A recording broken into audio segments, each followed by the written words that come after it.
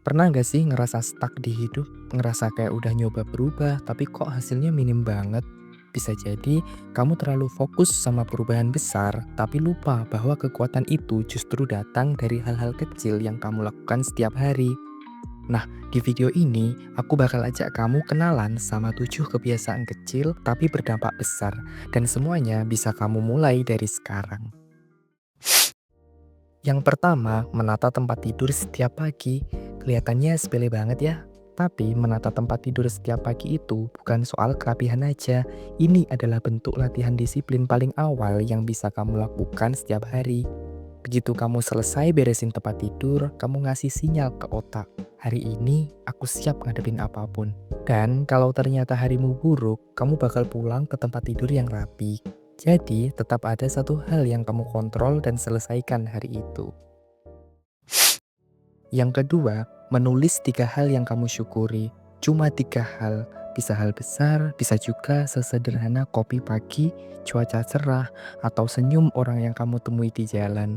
Melatih rasa syukur, bikin kamu lebih fokus sama hal-hal yang berjalan baik, bukan cuma yang bikin stres.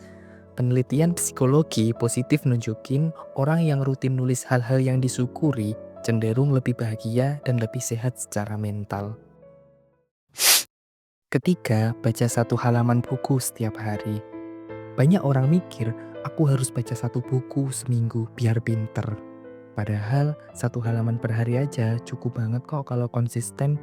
Ini bukan soal cepet-cepetan, tapi soal memperkenalkan kebiasaan membaca ke otak kamu. Karena dari 1 halaman bisa jadi 2, lalu 5, lalu kamu nggak sadar udah habis 1 buku. Keempat, diam selama 5 menit. Diam dalam arti sebenarnya, tanpa scrolling, tanpa musik, dan tanpa gangguan. Bisa kamu pakai buat meditasi, refleksi, atau cuma duduk tenang merhatiin nafas. Di zaman yang serba cepat, 5 menit hening itu ibarat reset tombol pikiran. Kamu belajar mendengarkan diri sendiri dan ngasih ruang buat tenang sejenak. Kelima, lakukan salah satu kebaikan kecil untuk orang lain.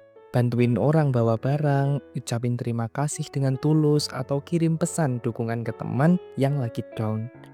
Kebaikan kecil itu kayak domino.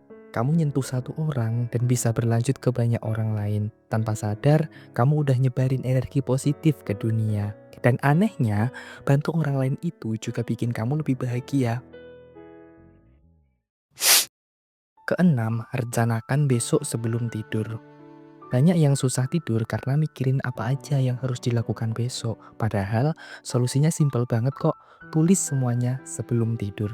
Nyiapin rencana besok itu ngasih kamu arah, bikin kamu bangun dengan lebih tenang dan siap. Kamu nggak perlu panik nyusun to-do list di tengah hari. Ketujuh, minum air begitu bangun tidur.